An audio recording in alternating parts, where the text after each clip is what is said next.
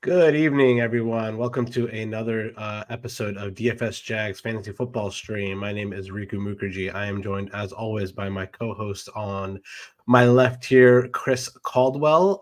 We are here to recap Week 14 in the NFL season, get you guys ready for the fantasy playoffs upcoming this week for most people, Week 15.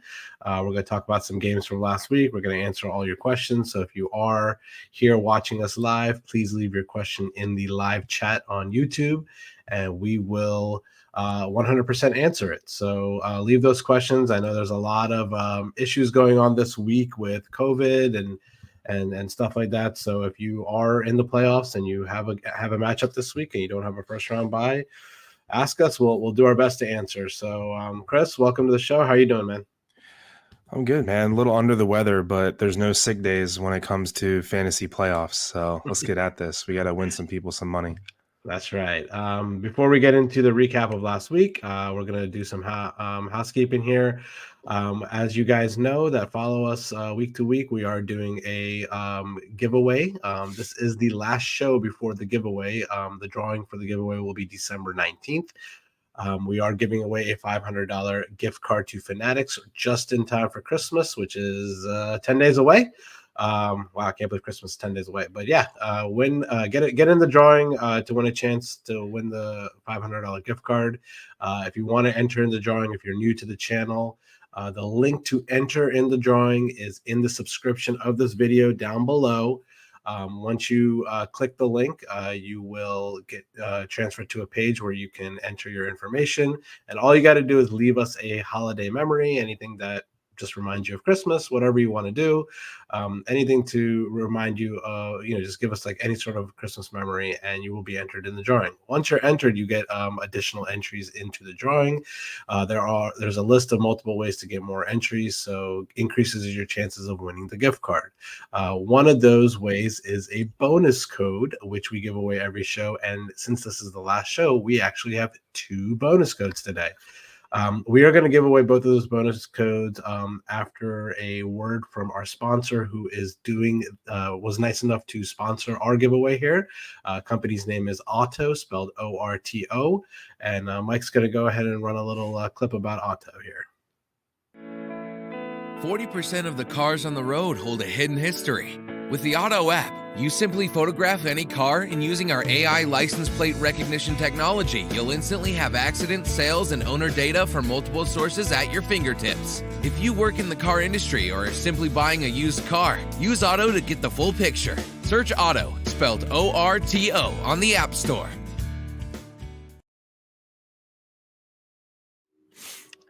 All right, guys, and we are back. So as I said before, the little ad from Auto, we are giving away a couple bonus codes to get you some more entries. We're going to give them away right now. The first bonus code is Family Time, all one word, FAMILYTIME. And the second bonus code is Mom and Dad, all one word, MOMANDDAD. So Family Time and Mom and Dad. All one word for both of those. So enter those 2 bonus codes in and you will get a couple extra entries into the drawing for the $500 gift card to Fanatics. So with all that being said, let's jump into our recap of last week, and we'll kick it off with the Thursday night game here. Vikings versus Steelers. Vikings win this game 36-28 at home as a 3.5 point favorite. They pretty much dominated for about, I would say, 2.5 to 3 quarters, jumped out to a huge lead, and then they did what the Vikings always do. They made it a close game. Steelers came back, and if it wasn't for some unfortunate antics by Chase Claypool, they might have had a shot to actually win this game. But yeah, Chris, this was a pretty boring game that turned into a pretty exciting game at the end. Tell me what you saw from this game. Yeah, Vikings carried a 23-0 lead in halftime. Game pretty much looked to be over. I believe the Steelers even turned the ball over coming out of halftime. It was either a first or second drive. So I all but turned this game off. Thought it was going to be a blowout, but the Steelers 2 weeks in a row now, first against the Ravens, now against the Vikings, are absolutely unstoppable on offense in the fourth quarter. So, Ben does his thing again. The fourth quarter brings it down pretty much to the last play of the game, and they fell short, which is good for us Ravens and Bills fans on the channel. So we'll take a Vikings win. But my biggest takeaway of this game is Dalvin Cook. Man, he was playing at an absolute different gear than anyone else on the field during this game. It wasn't. We didn't even know if he was going to play in this game.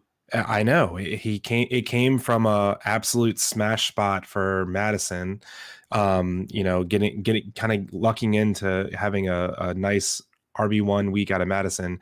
Dalvin Cook comes back out of nowhere, is apparently playing with 2 torn labrums in his shoulder, and he looks absolutely untackleable. I mean, the guy is he looks quicker, from side to side, better long speed than anyone on the field, 222 total yards, 2 touchdowns.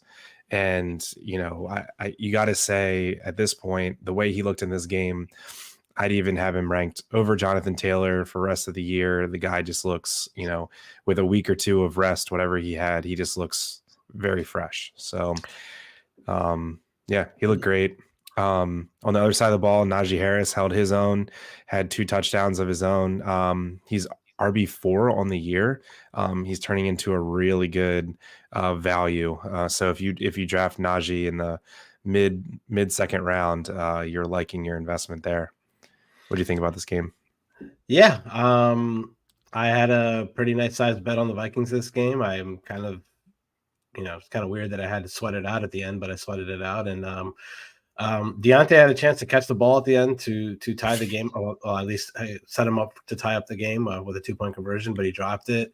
Like I talked about, Chase Claypool just is an idiot. I don't know what he was doing in that situation, celebrating a first down on a running clock with like 20 seconds left. I don't really understand that. But from a fantasy aspect, yeah, man, Dalvin Cook, coming into this year, he was pretty much a perennial number 2 running back off the board after CMC. And when he's healthy, he lives up to that bill. I mean, I don't know if it's the Vikings run scheme. I don't know if it's his just overall talent. He's just incredible. When he touches the ball, it's possibly a house call every time. So he's great. I don't know if I would rank him ahead of Taylor for the rest of the season. I mean, they're probably neck and neck, 1A, 1B, in my opinion. But yeah, he's a stud. My takeaway from this game, just for me, from a personal standpoint, was the fact that in one of my biggest money league, Adam Thielen went down with an injury. I was able to pick up KJ Osborne to replace him, and he had a bad game, and then he got bailed out by a long touchdown catch, which is good. So I don't really know what to think of KJ Osborne moving forward. Obviously, I have to play him because I don't have really many more options at wide receiver moving forward in the playoffs. Luckily, I have a bye in that league, so I don't have to play him this week. So maybe Thielen comes back next week. We'll see. But Justin Jefferson is so effing good. Like, he is, like you said on last week's show, he's probably the number 1 receiver in Dynasty moving forward, in my opinion. So I love Justin Jefferson. He's so good. And on the other side of the ball, I'm a huge Deontay fan. I'm not really sure what to think of Ben Roethlisberger. He pretty much announced his retirement, right? No, he didn't announce his retirement. He said that he's probably not going to play another season in a Steelers uniform.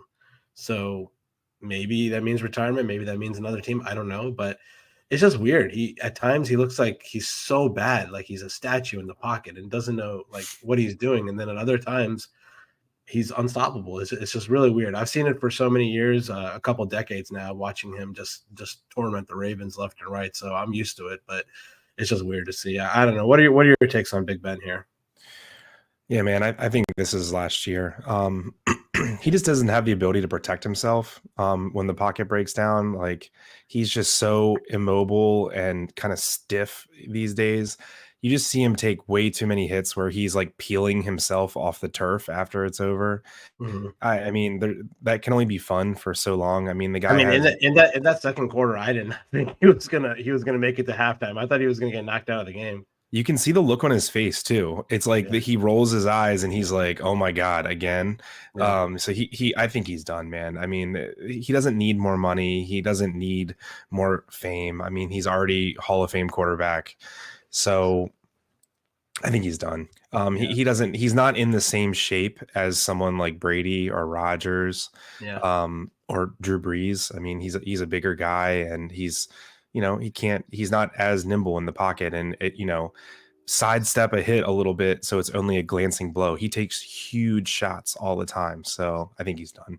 Yeah. How old is he now? Like 38, 38, 39? 39, something like that. That's crazy to think that he's 38, 39 and basically dead on the NFL field, and Tom Brady's 42 and running for first downs every quarter of last week's game. But we'll get to that in a little bit. But yeah, like you said, he's just not in shape. Najee, like you said, would you say is running back 4 on the year? That's very, very solid. I think he's definitely should be one of the top 5 running backs taken off the board next year. Mm-hmm. Yeah. Speaking of top picks, I was thinking to myself when I was writing up Justin Jefferson. He had another wide receiver 1 week. He was wide receiver 9 on the week. He's wide receiver 2 overall for the year. What order do you think the wide receivers are drafted in next year? I'm assuming the top 3 are Jefferson, Kupp, Chase, Adams, Hill. That's like the top 5. Yeah. Are you talking about just season long?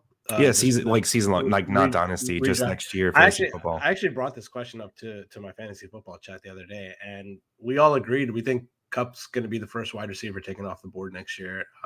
He's so dynamic and so unstoppable that the guy just gets 100 receiving yards and double-digit catches every game. But you can make a case for Justin Jefferson being the first wide receiver off the board. Let's see who his quarterback is, right? Yeah, that's true. Let's see who his quarterback is. But then again, on top of that, if you want to be a little bit more safe, I mean, if for some reason Rodgers comes back to Green Bay, Javante comes back to Green Bay, how can you go wrong with that? How can you go wrong with taking Javante number 1 overall? So I don't know, but I think that's right in what you just said. I think those are the top 5 wide receivers that are going to be off the board: Chase, Hill, Devontae, Kupp, and Justin Jefferson. But yeah, I think those are right there. I was making a joke that next year, if I'm in a snake draft, and I have like a top position where I'm taking a wide receiver, if I can somehow get these white boy wide receivers, Cooper Kupp and Hunter Renfrow on the same team, man, that's a good combination. Yeah, man, Hunter's unreal. I don't think he's like wide receiver 12 on the year, or 13 or something. That's insane. He is, and in the past couple of weeks, he's even higher. I don't think we're talking about the Raiders today, but yeah, we got to throw the Hunter Renfrow love out there. It's where I don't know where I saw this. There was a picture of Hunter Renfrow and DK Metcalf side by side. Yeah, I saw that too. It was like one of these guys is wide receiver 12, the other one isn't. Yeah, and DK is like this huge swole like freak, and then Hunter Renfrow's this dorky little white guy. But we're not gonna talk about the Raiders today, but they do have a big game this Saturday. So remember, guys, if you are playing fantasy football this week, there are games on Thursday and Saturday this week. So make sure you check injuries, check COVID stuff, especially for the Browns, who are in a pretty bad COVID situation. Baker Mayfield tested positive today. Kevin Stefanski tested positive again today. So they are probably going to be out. So really big game for the Ravens in that sense. Hopefully the Raiders can pull out a victory to help the Ravens out against the Browns on Saturday. But yeah, Ravens. Yeah. Speaking of Ravens, let's go ahead and jump into this disaster of a game. So the Ravens go into Cleveland as a 3-point underdog.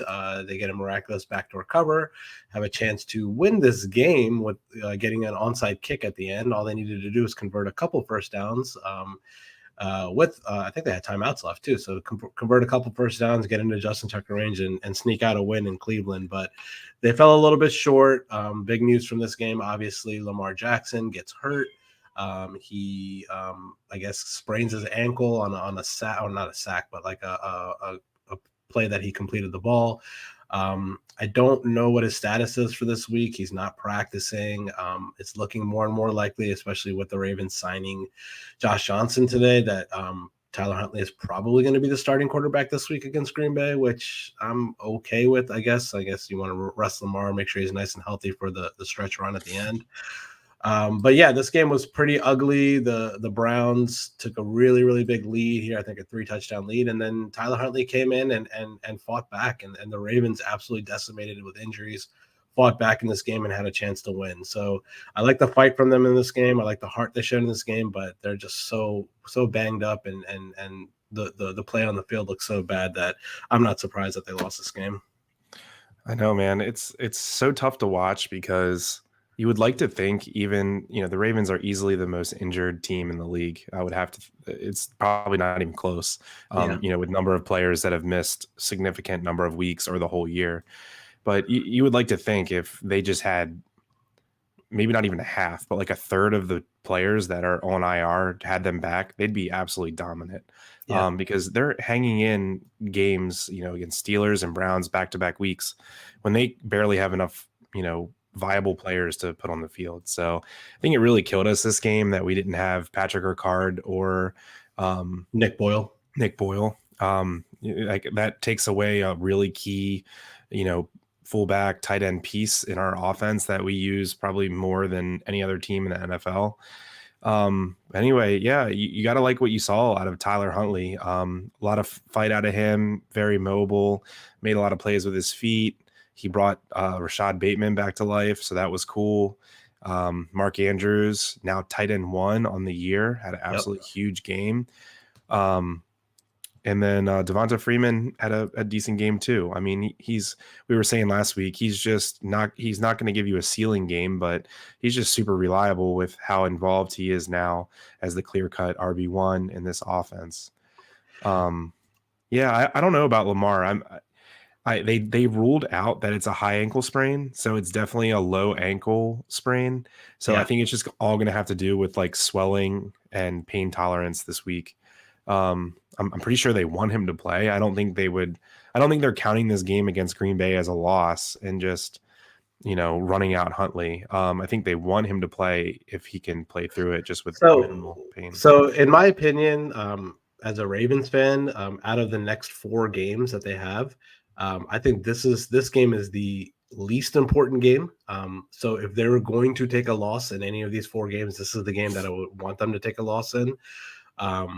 Just because it's against an NFC team. Even if the Ravens lose this game, they're still in a playoff spot. I did all the tiebreakers and everything. They're still in a playoff spot. So if they have to rest Lamar this week to guarantee that he's healthy for next week against Cincinnati, which is a game they absolutely must win, I'm okay with that. I mean, if he's banged up at all and he has a chance of re-injuring his ankle in this game, I would sit him out for a game and just take our chances with Huntley. They're probably going to lose regardless. So I don't know. Yeah, I think we're 5-point dogs at home. Yeah. Which is really weird also because I'm surprised that Vegas hung a line there without knowing what Lamar's going to do. Yeah, like you would think they would wait until we got some more information. But I couldn't believe the line was that high in favor of Green Bay. I thought it was going to be like Green Bay -2. So I think that line is a little baked in, thinking that Lamar's not playing. I think that's what it's almost got to be. It doesn't seem right. Yeah. Okay. But on Brown's side of the ball, yeah. I'm officially to the point where I'm like disappointed in Nick Chubb. He's just at least recently, even with Kareem Hunt just not being involved in this offense whatsoever. I mean, Kareem Hunt's an absolute dud. He's a 0. And now he's hurt again. Yeah, it's just they weren't using him even before he was hurt. But there's no way you can't sit Nick Chubb in the fantasy playoffs. No. You can't sit Nick Chubb. Yeah, he's kind of turned into like blah. I don't know. But yeah, it's to the point where I was looking at his numbers. He's RB19 on the year, but he's RB13 in points per game because he's missed a few games. It's just a little bit disappointing, especially with Hunt not involved. So I was hoping he'd kind of get more run and, have some more, breakaway runs and touchdowns, but kind of having a down year. I just made a dynasty trade the other day with Nick Chubb. I want to see what you think about it. Um, I'm in a totally rebuilding team. I came in dead last place this year, and I have pretty good other running backs. So I want to trade away Nick Chubb like before he hit that age 26, and he's not really worth as much. So I traded Nick Chubb for Chase Claypool, Noah Fant, a first round pick, which is probably going to be somewhere around like pick 7 or 8 or 9 in the first round for Nick Chubb, and a second round pick. And that's the trade. That's okay. I mean, it's not the worst trade I've heard, but I don't know. Who knows what Claypool's situation is moving forward and what their quarterback situation is moving forward. But yeah, I mean, if you're in a rebuilding phase and you want to get that first round pick, that's definitely a bonus. I mean, I think first round picks in dynasty leagues are very, very important. Second round picks maybe even a little a little more important as well. But I think beyond second round, it's not really like dynasty drafts. They're not really that important. Right. Yeah. So I was shocked. Jarvis Landry scored a touchdown this game, and that was his first one of the year. Yep. Yeah. So good on him. He's had a couple nice weeks in a row here recently. Austin Hooper, I don't know why. I feel like he was guaranteed a touchdown in this game with the other two tight ends out. And, they love to go to the tight end around the goal line. I feel like he was like a lock to get a touchdown. So, yeah, if you streamed Hooper, then, you did well there.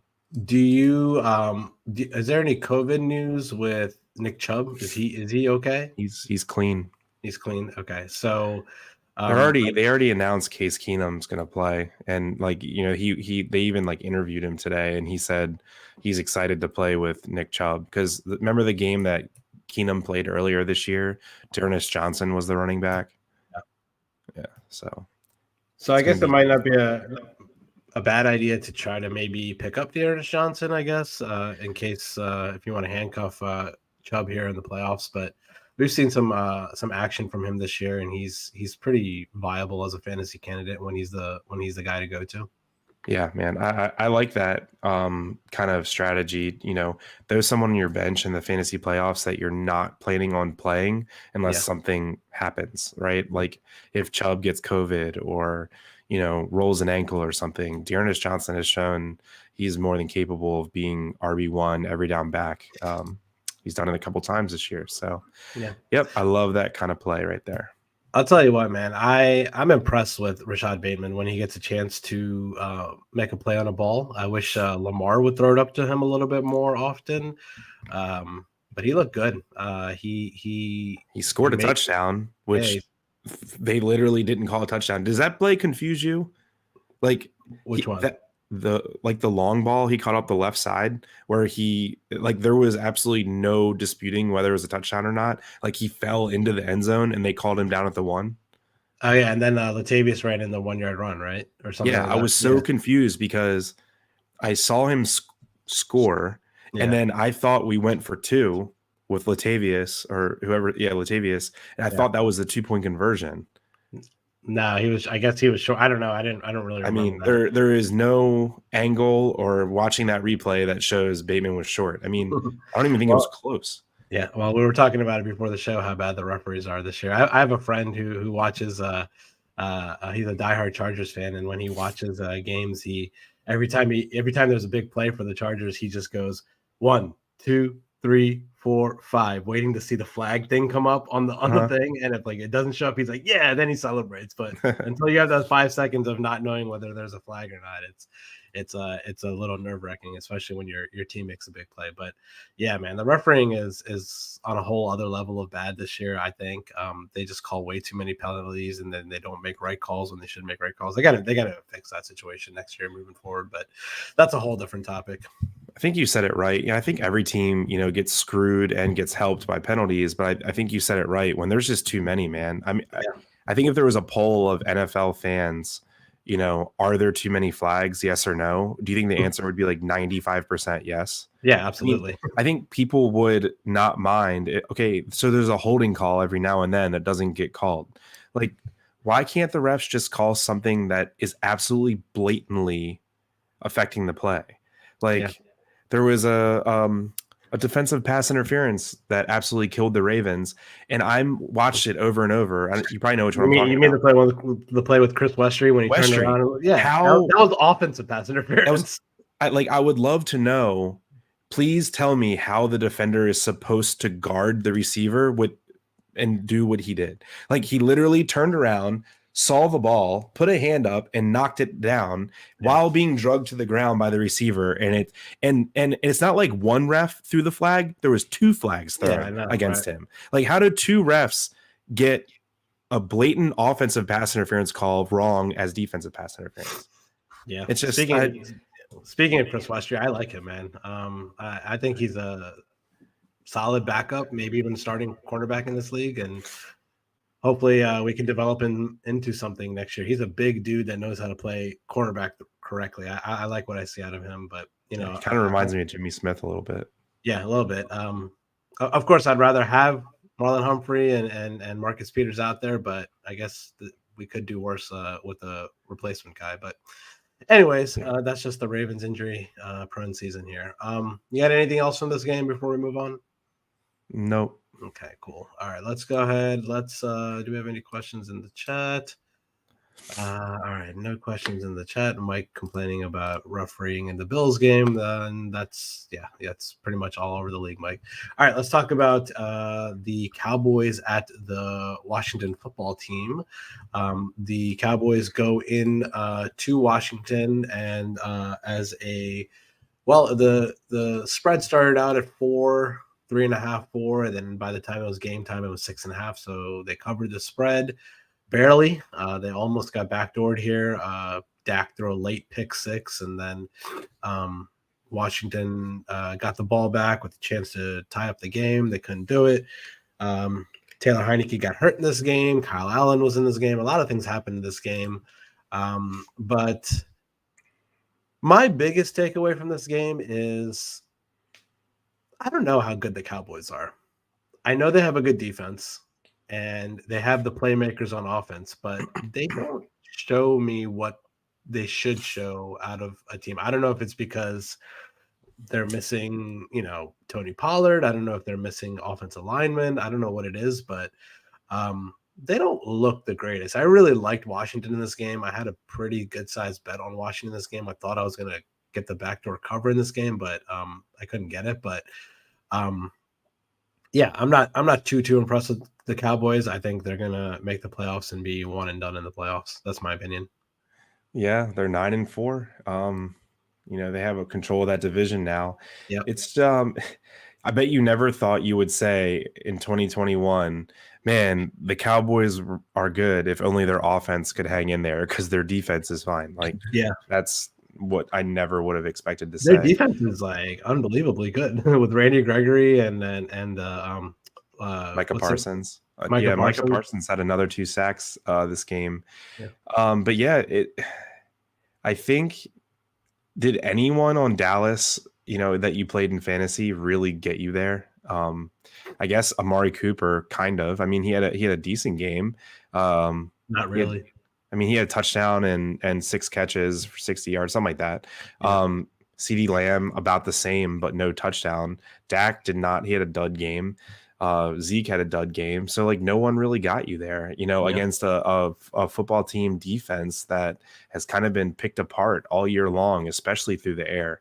So, I don't know, man. I think we need to be less excited in general about this Cowboys offense moving forward. It's not one of those run and gun, could possibly put up, 45-point offenses like we thought they would be this year. They're held together by their D. So for a football team, man, I was looking, no one got you there. Not one person that you played on football team. Not only didn't no one get you there, everyone just completely dudded. Scary Terry with a 0. Antonio Gibson got 4 or 5 points. I don't know, man. Taylor Heineke had probably the worst game of his career. This was pretty bad. Ricky Seals-Jones, who I started a couple places, did not do good either. It was just a throwaway game for a football team. Yeah. which is surprising because they actually looked pretty good coming into this game, which is why I like them so much as a home dog. I don't know. I think their season's pretty much done now. They're 6-7. I don't see them, I don't see them winning out and getting to 10-7, which is probably not going to happen. I think Dallas is going to cruise to a division title here. They could probably even think about starting to rest people like next week, maybe, especially if they win this week. They could start resting people, week 16, week 17, a couple weeks early, because I don't think their playoff position is going to improve that much, and they're definitely not going to get a first round bye. But we'll see how it goes, see how that plays out for them. But yeah, Zeke, I don't know what is Zeke on the year. Let's see here. He is running back 1, 2, 3, 4, 5, 6, 7. Running back 8 on the year. Is that kind of what you expected of Zeke this year? Did you think he was going to be a top 10 running back? Did you think he was going to be? I mean, yeah, he was drafted somewhere around he was definitely a first round pick, at all times, somewhere between pick 4 and 9, depending on your league. So I guess he's a mild disappointment. Yeah. But, when you look up and 3 of the players in front of him, no one drafted in front of him. So Leonard Fournette, James Conner, Cordarrelle Patterson, all ahead of him in the rankings. Yeah. And not one person in fantasy football history drafted either one of those 3 ahead of him. So yes, he's running back 8, but it's kind of RB5 because 3 of the guys are just, waiver wire darlings from this year. So yeah, I think it's about par for the course. I mean, I don't think you're upset with the pick, but I don't think you're thrilled about it at all. Where do you think he's going to be going next year if he's still a Cowboy, which I assume he's going to be? The Mixon range from this year, mid to end of the second. I don't think you can take him higher than that. Yeah. Who knows? Yeah, pretty dud game from all the receivers. I guess CD's probably your best fantasy wide receiver moving forward. He had 10 targets, 7 catches for 61 yards, which isn't the worst game in the world, but he's probably your go-to guy here. It's tough for the Cowboys because they have a lot of mouths to feed on that offense, and Dak likes to spread the ball around. I don't know. It's an interesting situation. I don't really know what to do with these Dallas guys in the fantasy playoffs. Yeah, CD, Cooper, Gallup if you need them in flex, and you're probably not benching Dak. I mean, you can't really change your course here on these guys, but I think your expectations just need to be a little lower. I know they need to be a little lower. Just a little forewarning for you guys out there, like I was just saying, Dallas could have things wrapped up pretty quickly in the next week or two. So if you do have a Dallas stud, you may want to plan for possibly them resting in week 17. I'm not really sure, but it wouldn't be the worst idea to have a backup plan for someone just in case they do decide to take 2 weeks off for the starters before the playoffs kick off. So just a kind of a little bit of a forewarning there. Yeah, I don't really have much else from this game. What Ricky Seals-Jones, is he the tight end for Washington moving forward? Is it John Bates? He's split time with Bates, so I don't think either of them are startable. Yeah, even if Terry McLaurin misses time, I just think you avoid. I don't know that you want to play anyone in that receiving core. I mean, Cam Sims had a nice game.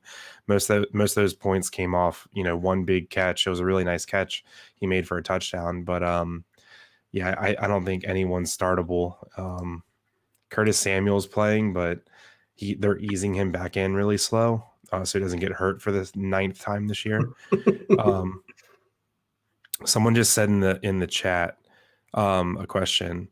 Deluxe Crane plays. What's up, man? Welcome to the channel. Subscribe if you haven't already. Should I trade Zeke for Javante? I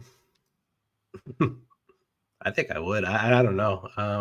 It's tough to say because Melvin Gordon came back last week and he he did Melvin Gordon things. I don't know what the situation is there. I mean, it looks like they're going to still continue to split time in Denver. I know. I'm going to say yes, just because Denver is so all in on running the ball, and they've just kind of abandoned Cortland Sutton, Noah Fant, Jerry Jeudy. They're not leaning on the passing game whatsoever. And as you saw this past week, Melvin Gordon and Javante Williams both had excellent games. And I just think on the off chance that Melvin Gordon were to get hurt again, that you just need to take that chance. I mean, Zeke is not going to have a ceiling game for you ever. He's just going to be you're hoping you get, 80, 90 total yards and a touchdown. Javante has the capability of scoring, multiple touchdowns, popping off for, as we saw last week, he had like 170, 180 yards.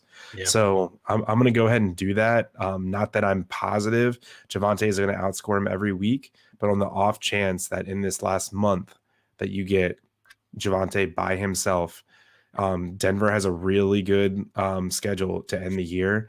I think you can go ahead and take that chance that you might get some, 25, 30-point games if Javante were to have that backfield to himself. Yeah. I'm assuming this question went for season-long redraft. Oh, if it's Dynasty, you freaking do that immediately. If it's Dynasty, it's a no-brainer. I'm not really sure.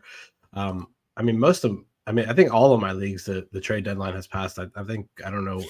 Some leagues, I guess there is no trade deadline, but yeah, if it's for Dynasty, for sure.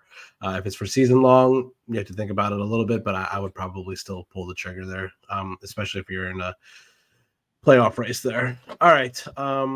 Thanks for the question, Deluxe. I remember your name from before, so thanks for tuning in again. We are going to move on here. We're done talking about the Cowboys-Washington game. We're going to talk about the Giants at the Chargers next. We're going to talk about my man crush, Justin Herbert. The guy is spectacular. The guy made probably the throw of the year from his 65-yard touchdown pass to Jalen Guyton. Yeah, fade away to Jalen Guyton. Eckler got hurt, banged up in this game a little bit. He's questionable to go tomorrow versus the Chiefs. Yeah, I think he is going to play. He's going to test out his ankle before the game, but all signs are kind of pointing towards he's going to play. But if you have Eckler, I don't really know if you can lean on any of the other guys. Kelly, Jackson, I never really am a fan of any of these guys. Roundtree, they kind of just do a split kind of committee when Eckler doesn't play. So I don't know. Maybe if you don't have any other options, then maybe Justin Jackson would be the guy to go to. But there has to be someone else you can pick up, maybe like a Rashad Penny or something that can fill in for Eckler. But obviously pay attention to that. I know it's a pretty big decision coming up, but if Eckler is active tomorrow, definitely got to start him. Yeah, for sure. I think he's going to play. I heard on the radio that he was like begging the coaches to go back in this past game, but since the game was pretty much out of hand, they didn't put him back in, but he wanted to play. So unless he has, some late week, setback, I think he's good to play. Late week is today. He plays tomorrow. Yeah, I guess during warmups, right? Herbie, man, he's QB3 on the year, and the wild thing is he's only 11 points behind QB1 Josh Allen. Pretty crazy. He's just had, while his year has been a little inconsistent, he's had big ceiling games and a couple duds, but definitely you're getting paid off because he wasn't drafted in QB3 area. He was probably around QB8, 9 this year. So you definitely got some profits there. With my biggest takeaway for the Chargers was I was really impressed with the receiver core. Keenan Allen was out with COVID, and the guy we talked about last week for being a sneaky pickup, Josh Palmer, he led the team in targets and caught a touchdown. So I mentioned him last week. He was my number one dynasty ad, kind of leading into the trade deadline in dynasty leagues. So if you had a league where you were like rebuilding and wanted to trade an older receiver away for a young guy, if your trade deadline hasn't passed in dynasty, Josh Palmer is definitely my number one ad, with Mike Williams probably being gone next year. And Jalen Guyton had another touchdown. I think it was 2 weeks in a row for him. So he's definitely shown he has the long speed to break big plays. So yeah, if the snaps and the targets are there for Guyton, he's definitely a big play guy. Yeah, I agree. I don't have anything to say about the Giants. They suck. All I was gonna say for the Giants is I don't know that me and you. Well, I'm probably a little guilty. I was in the crowd where I was trying to make any of the Giant receivers a thing this year, and just none of them are. Nope. Like Galladay's not, Tony's not, Sterling Shepard's not, Evan Ingram's not, and I'm tired of trying. Like, it's been so many weeks where I say like, oh yeah, Shepard's out and Tony's out and Galladay's back. Let's go for it. It's no one, right? And especially, never thought I'd say this, but with Daniel Jones out, none of them have a prayer. So yeah, like stop trying to make Giants receivers and tight ends a thing. They're not. Saquon had a pretty bad game. He was saved by a late touchdown, garbage time touchdown. So the leading pass catcher was Kyle Rudolph. Yeah, he had like 2 for 66 or something like that, right? Yeah, man. Giants ain't it. What's their record now? 4-9. The biggest. Do you think the Giants draft a quarterback? No, me neither. I don't think they do. No, I think they believe in Daniel Jones. I think that's a prudent move. I mean, he hasn't been bad enough where you give up on him. And what is he? Is this his third year? Yeah, third year. I mean, I don't think he's in the Sam Darnold category yet, right? No, I think he's a little better than Sam Darnold. I think he deserves another year. I think he at least deserves to play out his rookie contract and see what happens. But they need to do some better things around him. Maybe, I don't know. I feel like he has weapons. This is the year they bulked up the offense, right? I mean, they brought in Kyle Rudolph, they brought in Kenny Galladay, they drafted Kadarius Toney in the first round. I mean, I don't know. Besides O-line, I mean, I don't know what else you're asking from them, but yeah, I don't know. If I were them, I wouldn't draft QB. They're gonna have a top 10 pick anyway, and according to what I saw, Todd McShay put out his first mock draft. First QB off the board is at like 12. QB is really weird this year. I was hoping you would bring that up, and we'll definitely do an NFL draft show, in the spring. There's 5 QBs, 4 to 5 QBs projected to go in the first round, but like none of them are in the top 5. Like it's not even a conversation for them to be in the top 5. So that's really weird. Did you see McShay? I don't know. They're just not that good. Are they trying to say like QB is just that valuable that they'll all get like overdrafted, but not worthy of a top pick? Because typically the teams drafting in the top, 6, 7, 8 spots are the teams that need a QB. So if they're all willing to pass, then is there any good QB prospect? I don't know. Pickett's the only one, and in McShay's Todd McShay's mock draft, he went number 12 to Pittsburgh. Hometown guy. Yeah. I don't know.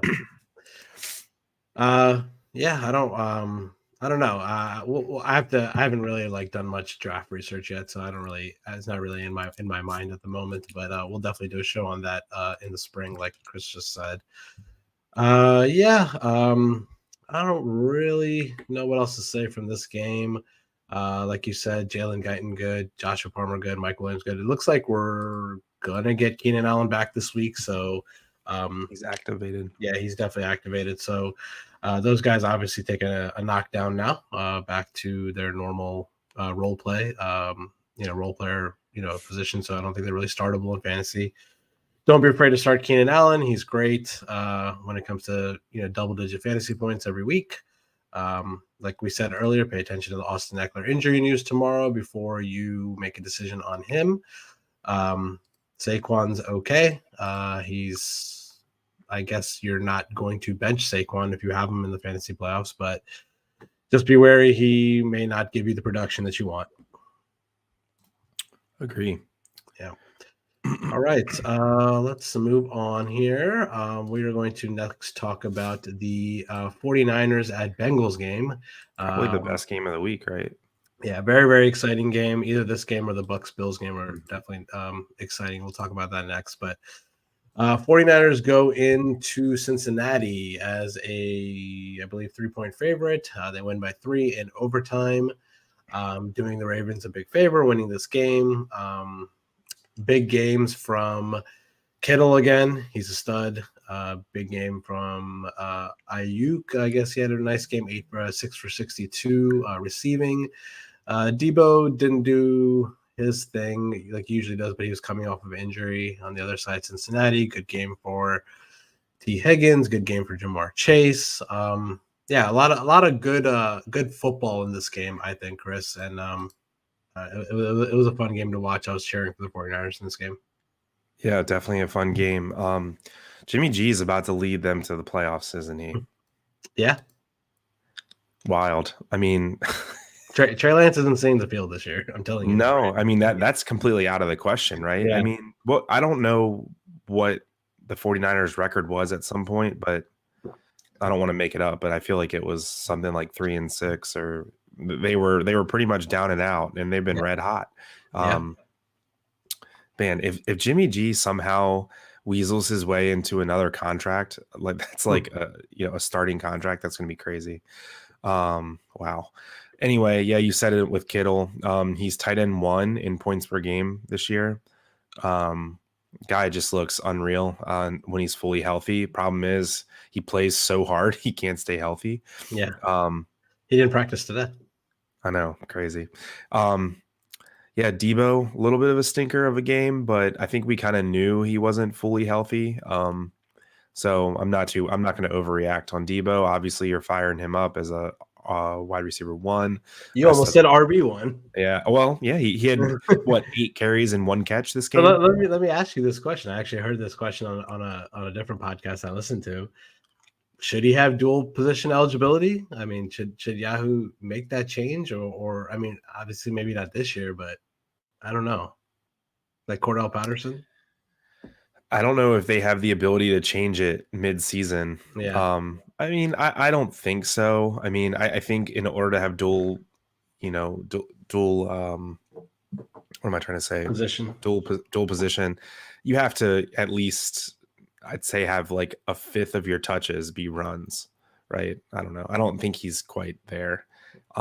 Yeah, but here, did you remember the one that I was thinking about that they might change for next year?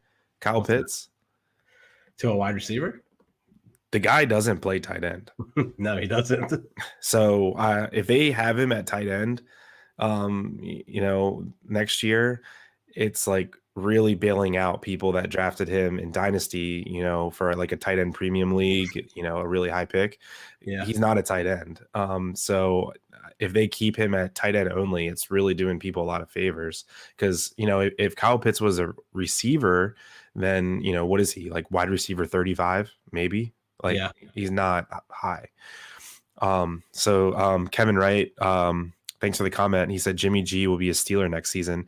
Dude, you read my mind, because when I said Jimmy G's playing himself into a contract, the first thing that came to my mind was him in yellow. So I don't know that that's actually going to happen, but they're definitely a team that I think is going to have a QB change next year. So definitely could. Let's see here. So Ayuk, yeah, man, he's really heating up. He's wide receiver 21 over the last 3 weeks. He's fully, has the coaches on his side again. I don't know what his little temper tantrums were at the beginning of the year, but that is over. Led the team in targets, especially if Debo is going to be, in and out of the lineup, playing a new role, running the ball more. Ayuk he's a stellar play from here moving forward. I'd put him close to like the back end wide receiver 2 range. Just really like his talent. Let me see. Bengals. Joe Burrow's QB 10 on the year. I feel like that he's kind of quietly doing that. He hasn't really, wowed us with any huge games, but he's kind of, hanging in there. So, yeah. And the bigger shock is T. Higgins, wide receiver 4 over the past 3 weeks in all of the NFL. So T. Higgins coming on strong. And yeah, they're going to be a team to be reckoned with the next couple years. T. Higgins coming back healthy and being more productive with Jamar Chase there. It's pretty unreal. So I'm not looking forward to playing them the next 2 or 3 years as a Ravens fan. Yeah, I agree. Jamar Chase finally got back into a wide receiver one kind of week this week. He had a couple dud weeks before that, but definitely looks like he came back pretty strong this game. I'm a little scared as a Ravens fan to see this offense moving forward. If they can put some pieces together on defense, they're definitely a force to be reckoned with. Not just in the years to come, but this upcoming season. I think they have to be potentially the favorites to win the division at the moment. I guess we'll see, but I wouldn't be surprised if they win the division and make some noise in the playoffs this year. Yeah, all going to come down to the Week 16 game against Baltimore. That game will decide the division.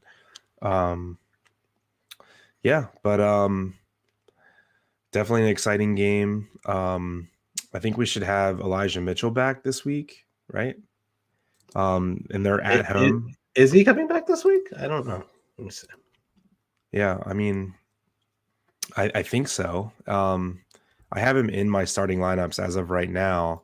But yeah, he has a really good matchup. I like Jimmy G a lot this week too. At home against Atlanta. Yeah.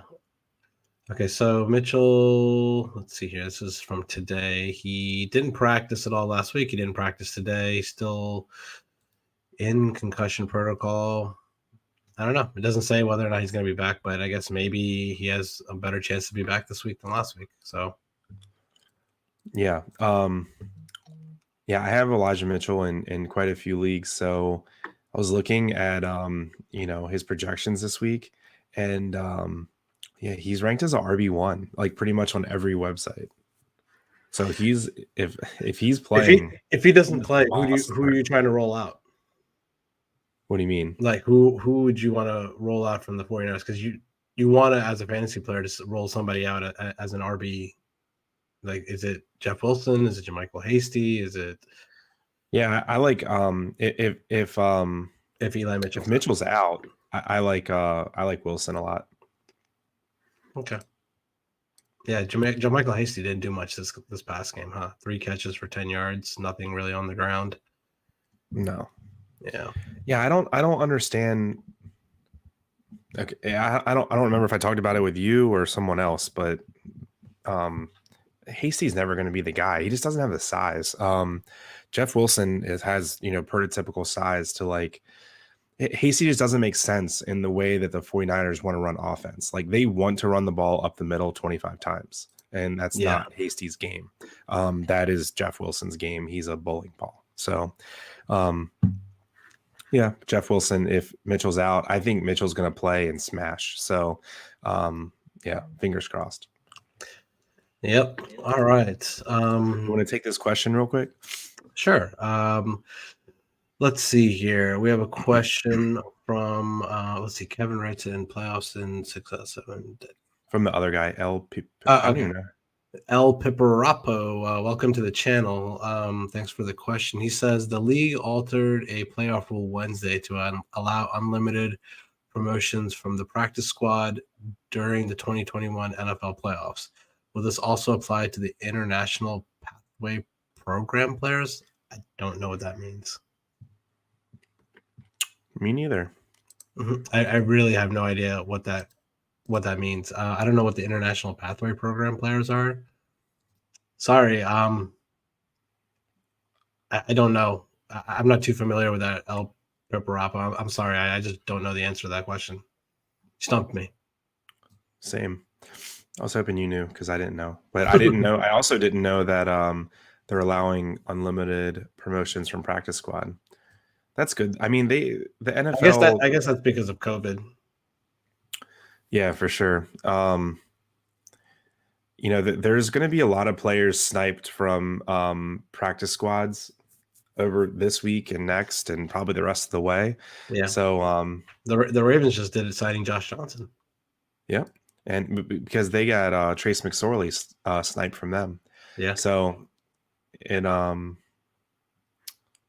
So I'm honestly not on the up and up with the COVID news. I just, whenever I see it come across, I'm just like so tired of hearing about it. I'm not up and up on it. So, but from what it sounds like, the NFL is not really trying to reschedule any games like they were last year. They're just going to roll with it. So, you got to be really on top of the news, because I think they're even doing COVID testing on Sunday mornings. So you got to make sure any of your players aren't out last minute.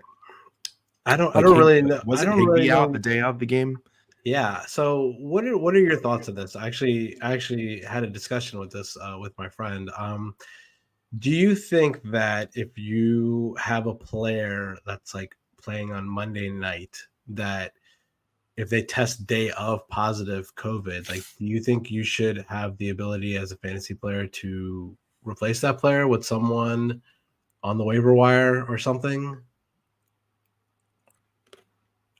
Like, without having to drop that person? Without having to drop them? Yeah, like, do you think, like, it would be okay, like, especially because COVID's such, like, a fluid situation, like, if the commissioner used their powers to pick someone off the waiver wire of your choosing and replace one of your bench players that you didn't play that week? I think that's, you should be able to do that.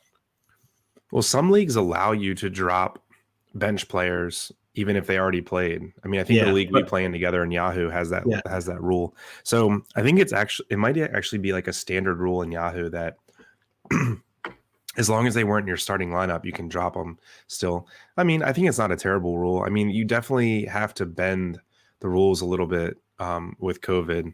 And I don't think there's a big deal about that. I mean, after all, it's fantasy football. It's a game.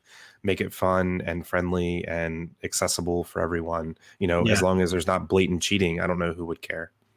Yeah, I agree. I think that should be a rule. So if you're a commissioner out there, just talk about it with your league. Make sure everyone's cool with it. And I think that should be a rule that if you have a player on Monday night, like, for example, this past week, if you had Higbee and no other roster spots available because everyone had played on your team, you might be able to use your commissioner powers to put in the backup Rams tight end or whatever on the roster so that they can play them and get their points. But okay. Sorry, El Paparapo, that we couldn't answer your question. I think Mike's trying to answer it here for you. So so let's move on here. We're going to next talk about the Bills game. This was a very, very exciting game on the week. The Bills were a 3.5-point underdog. Very, very unlucky for Bills bettors that they couldn't cover the 3.5-point spread, especially when the game went to overtime. The Buccaneers scored a touchdown in overtime. A lot of iffy refereeing situations in this game. But yeah, overall, a lot of big fantasy numbers in this game. So talk to me about this game, Chris. What did you like from a fantasy aspect?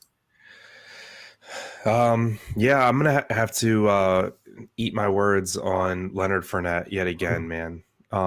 He's running back 3 on the year. I'm gonna go ahead and take the L on him. He's been unreal. Like, him and James Conner are just 25, 26 years old and don't care. I mean, they're like completely revitalizing their career. So good on them. Uncle Lenny's doing great. Definitely scored big. If you drafted him, I don't know, you probably got him in like the 8th or 9th round this year. So killing it if you drafted Leonard Fournette. Tom Brady just continues to be the GOAT, QB2 on the year. He's supporting, he's QB2. He's supporting the running back 3, the wide receiver 6, the wide receiver 9, and the tight end 3 in points per game. So it's just absolutely unreal. It's like the Bucs are just putting up points every game, and they're kind of funneling them to the same players every week. So that's good. With Antonio Brown being out and Gronk being out for a little bit, the funnel, got tighter on Leonard Fournette, Godwin, Evans. So pretty much every Buccaneers player you drafted, you're probably profiting on at this point. they're performing above their draft slot. I think every single one. I feel like Godwin has had the most quietest wide receiver 6 season of the year. You never hear he doesn't make the flashy plays. I feel like that's always Mike Evans or Gronk making those flashy plays on that team. But Godwin just pounds out these 10 receptions for 100 yards games, and somehow he's wide receiver 6 on the year. And I just feel like I haven't heard his name like all year in any sort of news outlet. Yeah, he's an unsexy player, but I mean, I've actually really grown to like those type of players in fantasy football. The players that just kind of quietly go about it, like the Keenan Allen, Chris Godwin. They never have dud games, but they never have like huge games like 35, 40 points. But that's okay. The only problem is in like dynasty leagues, they're really hard players to own because they're not exciting names that are going to get you, if you want to trade them, a really big return. So, I mean, I love Chris Godwin. I just feel like he's the absolute perfect receiver for Tom Brady. He's a slot receiver with great hands, but he has a big body, can go over the middle, take a hit. So just love Chris Godwin. He's just super freaking solid. Talk to me about Josh Allen. Amazing. Yeah, it's in the second half. He was unreal. I would say he's in the running for MVP, but I can't say that on a team that's 7-6. So, I mean, maybe if they finish the season with 4 straight wins, maybe you talk about it again, but not on a 7-6 team. As good as he's been, I just looked at the odds this morning. He's like 5th or 6th in the odds for MVP. Number 1 is Brady. Number 2 is Rodgers. Yeah. But, with the Bills, 300 yards throwing, 100 yards rushing. He's amazing. Yeah. He was their leading rusher by far. I think I say this every week. I'm like a broken record. The Bills are just absolutely devastated by the lack of running game. I'm not saying like it's hard to run against the Bucs. I know it's no easy task, but you have to attempt more than 7 runs. You just have to. They're just not quite balanced enough. 7 runs from the running backs. Yeah. Singletary had a decent game, but it was only because he got involved in the passing game. I just think for the Bills, it's just going to really catch up with them. That they're not going to be able to rely on their run game at all. If the game warrants that, right? I mean, they're just already in the flow of they are going to have to win the game by passing the ball.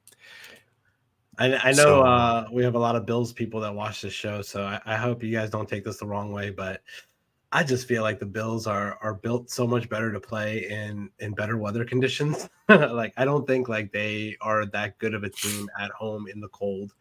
We just saw it on Monday night last week with the weather that I just feel like in conditions like in Tampa or in a dome or something like that. So as a Bills fan, maybe maybe take it, as a blessing that they're not going to win the division and get a home playoff game. Maybe they just sneak in as a wild card and have to play a road game in the playoffs. So hopefully it's in a good weather situation. But I don't know. We'll see. But I think they're built to play in good conditions compared to at home. Yeah, agreed. Diggs had another pretty good game. He's been kind of, I'm not going to say hot. He's been warm lately. He's wide receiver 6 overall in the past 5 weeks. So he's doing pretty well. They went to him to try to win the game there. And got a no call on pass interference in the left corner of the end zone. So Diggs, you're liking what you're getting out of him. I would say you're not quite getting, I think he was probably the top 3 wide receiver drafted this year, and he's not quite there in terms of scoring. So you're not disappointed, but you're not, jumping for joy over him. Gabriel Davis, like him a lot moving forward. Emmanuel Sanders looks to be out. I don't know his updated injury status, but I think he's at least out for this coming week. Gabriel Davis, I think, has touchdowns in back-to-back games. He's getting a lot more looks lately. Is he your second wide receiver to go to in fantasy besides Diggs for the Bills? Beasley had a decent game in this one. So I'd say in PPR leagues, it's probably still Beasley, even though I think I swore him off in all my leagues. I just got him off my bench. But I'll say, yeah. I mean, if Sanders is out, I like Davis a lot, for sure. And then Dawson Knox does it again, has a really nice game. Yep. A lot of yards and a TD. He's tight end 5 on the year. I think he's probably the best value tight end of the year. I mean, he's got to be a fantasy MVP this year, pretty much undrafted to tight end 5. So you're loving what you got from him. I agree. All right, let's move on. I think we've gone through this game enough. Let's talk about, let me check the chat real quick. Mike says Sanders is doubtful this week, so Gabe Davis could be the guy this week. Team is different with him in there. Yeah, I agree, Mike. All right, let's move on to Bears at Packers Sunday night game. Packers win this game 45-30. The second quarter in this game had 45 points alone. Really weird. I bet the Packers in this game, and I was not liking what I was seeing in that second quarter at halftime. But they come out in the second half. They did what the Packers do. They dominate. They almost got backdoored. They cover a big 11.5-point spread. Packers look good. They are the number 1 seed, I believe, right now after the Cardinals loss. So they're the number 1 seed now. So if they get the number 1 seed in the playoffs, Lambeau is where the playoffs are going to go through. They'll get the bye, and they're probably going to be the favorites to make it to the Super Bowl if that's the case. But we'll see how that goes. We saw Tampa go in there last year and beat them. So, all right, a lot to unpack from this game, Chris. A lot of yards, a lot of touchdowns. Jakeem Grant is one of the most exciting players I've ever seen play a football game somehow. But talk to me. Yeah. While we're talking about MVP, I'm a little confused of why Brady's the favorite to win MVP. In my mind right now, it's Aaron Rodgers. They have a better record than Tampa, and Rodgers is working with way less in terms of skill players around him than Tom is. So I don't know if it's just because Rodgers is senior, right? I don't know what's going on with that, but I don't know how it's not Rodgers. That's just my take. The guy's been just. I mean, they're both. It's. I think these last 4 weeks are going to determine it between those two.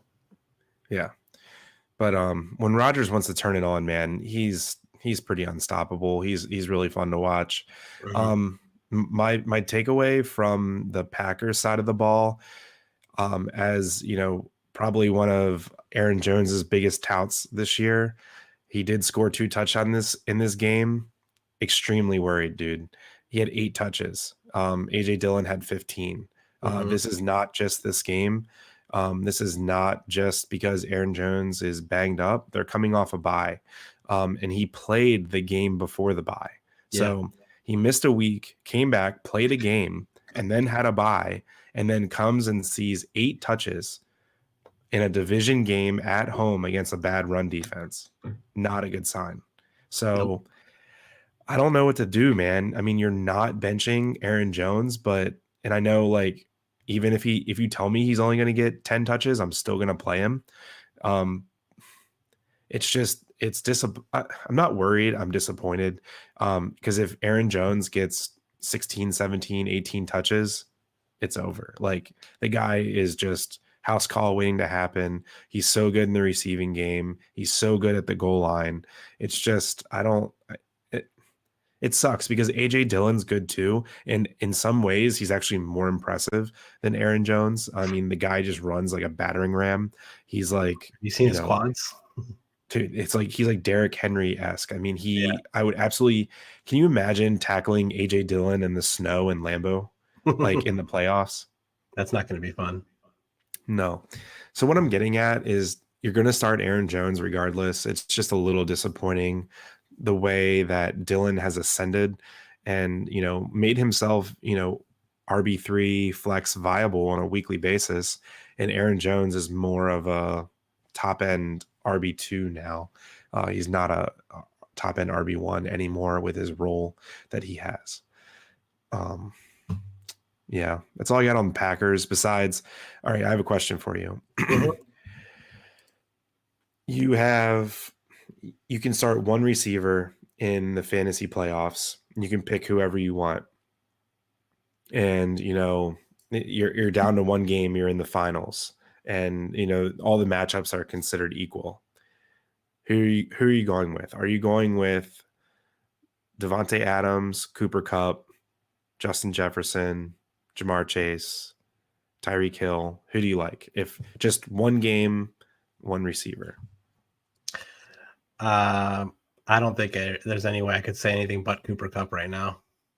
I just can't. I mean, it's tough for me to say anyone else besides him. He's been so, like I said, spectacular. He is not just the number one overall wide receiver in fantasy this year. He's the number one overall player in fantasy this year. He's outscored every quarterback in PPR formats.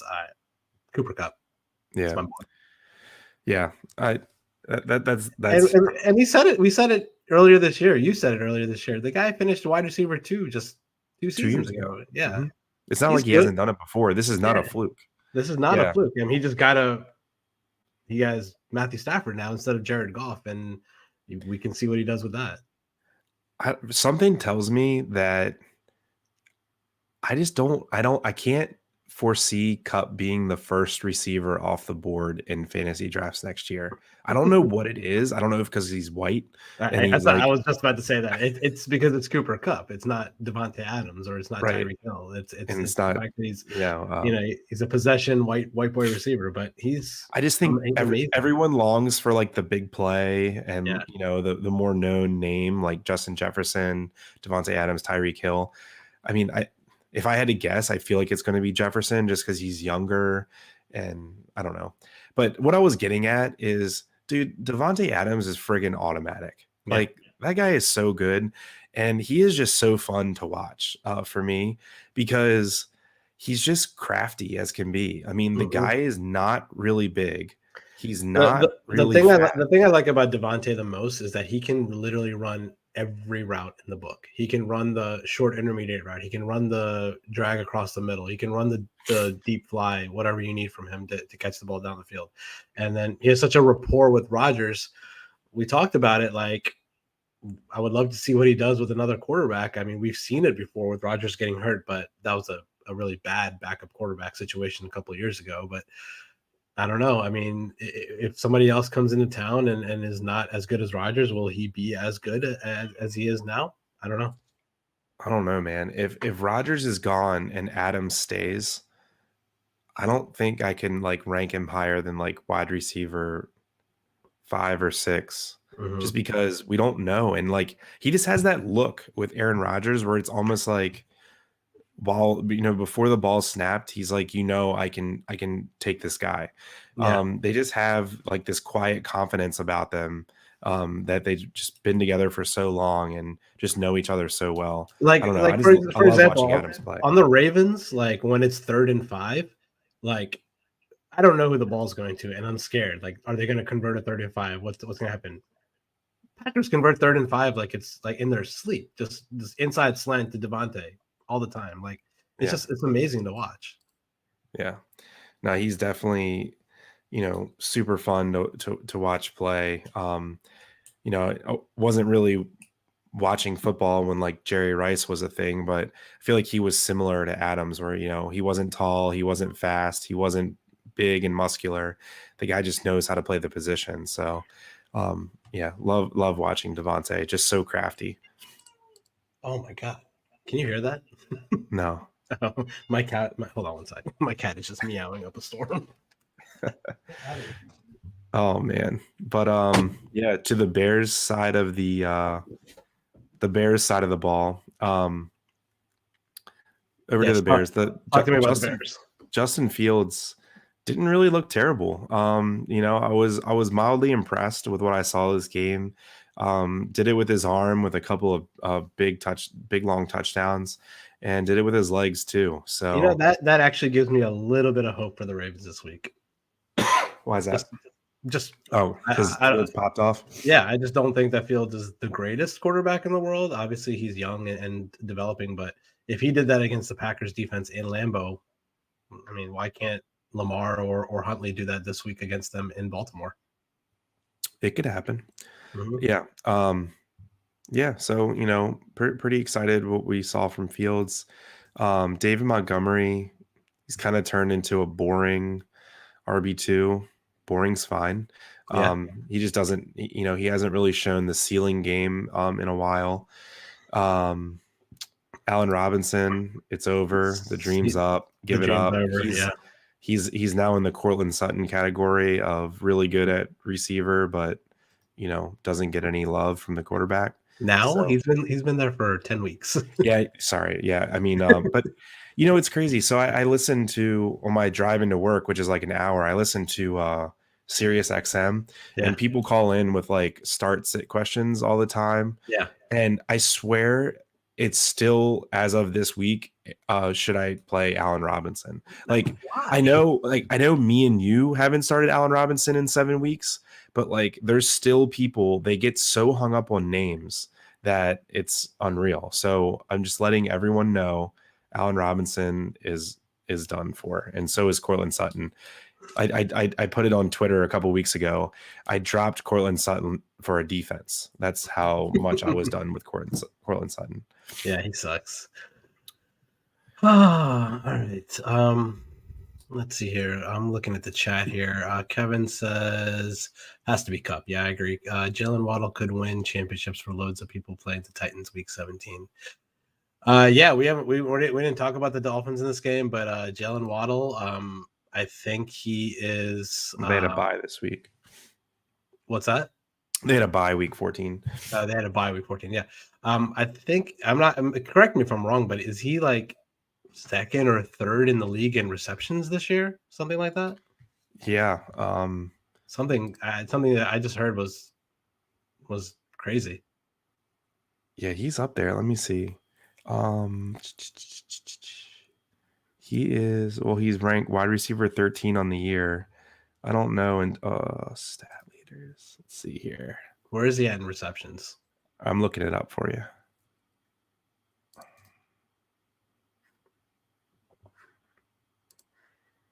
He's seventh in the league in receptions. That's crazy. 86. He's not going to win Rookie of the Year, but he definitely should be like in the conversation. Yeah, man. He's I feel like he's so under the radar too, right? I mean, let's do a comparison. So Jalen Waddle is what he's like wide receiver 12, 13 on the year, something like that. And Justin Jefferson finished wide receiver 6 last year. The amount that we talked about Justin Jefferson last year versus the amount we talked about Jalen Waddle this year isn't even remotely close. So I just feel like Waddle's a nice buy in Dynasty. Just I know he's doing good, but he's not getting the love that he should be getting, being a wide receiver 1 his rookie year, on a team that hasn't had the best QB play. Yeah. So I don't know. I think wheels up for Waddle. I don't know, man. He's good, but Tua doesn't throw the ball more than like 7 yards down the field. I'm sorry, but like he throws it like dinks and dunks to Waddle all day, and I just don't. It's just so boring to watch. I don't know what I sent you the graphic, or Mike sent it. So one of us sent it about his stats versus Kyler's stats, the first however many starts of their career. And like Tua's outproduced him. Yeah, they're neck and neck, right? Or like Tua's been better. Oh, and I saw another one. This is gonna drive you crazy. Everyone says like Mac Jones, like probably the best rookie quarterback this year. Yeah. Rivaling Trevor Lawrence as the best rookie. Maybe you even have to consider that he might be better than Trevor Lawrence. Well, if you take it, Tua has a higher yards per completion and average yards per attempt than Mac Jones, and everyone's like, pardon my French, but essing Mac Jones D, and everyone shits on Tua. But Tua is pushing it down the field harder than Mac Jones is. So there's just a little bit, I think the sporting media and people on Twitter and Instagram and stuff, they're a little bit, bending reality when you want to talk about game managers and, unexciting quarterbacks, because Mac Jones is doing it even to a bigger degree than Tua. And there's also nothing wrong with it. It's what Drew Brees did for 15 years. Yeah, that's true. All right.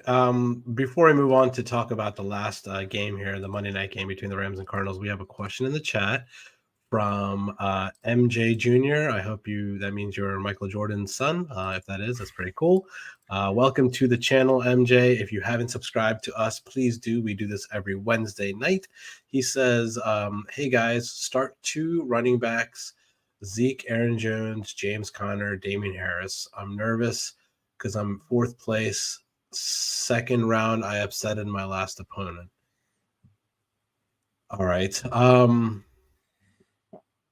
So, I mean, I'll let you take it first, Chris. I mean, for me, Damien Harris is out of the question here. So it's that was my first comment. Yeah. Damien Harris is not even in the running.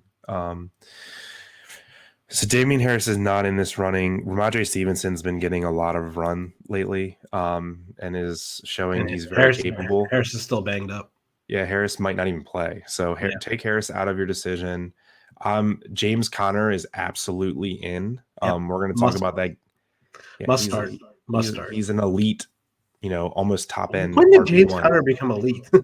Yeah, we'll talk about it next game. Yeah. I mean, for a lot of this year, I thought, okay, this guy's just falling into the end zone. And for a little bit, he was just getting like 6 or 7 carries a game. And, they happen to be goal line carries.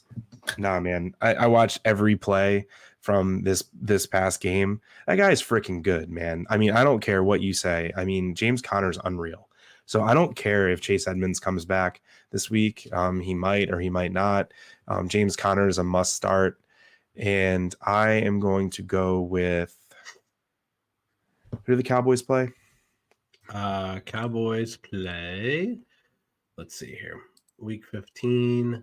They play the Giants. Cowboys at Giants, and then the Packers play the Ravens. Yeah, I'm going to go with Aaron Jones. Yeah. I'm just uninspired completely by Zeke right now. I think Pollard's coming back too. Yeah, Pollard will be back this week. Zeke's not showing me much. So Connor's a must start. I guess you can call Zeke and Aaron Jones a toss-up, but I'm leaning pretty favorably towards Aaron Jones in that one. Yeah, I agree. Definitely James Conner. Definitely not Damien Harris. The other two are a coin flip for me as well.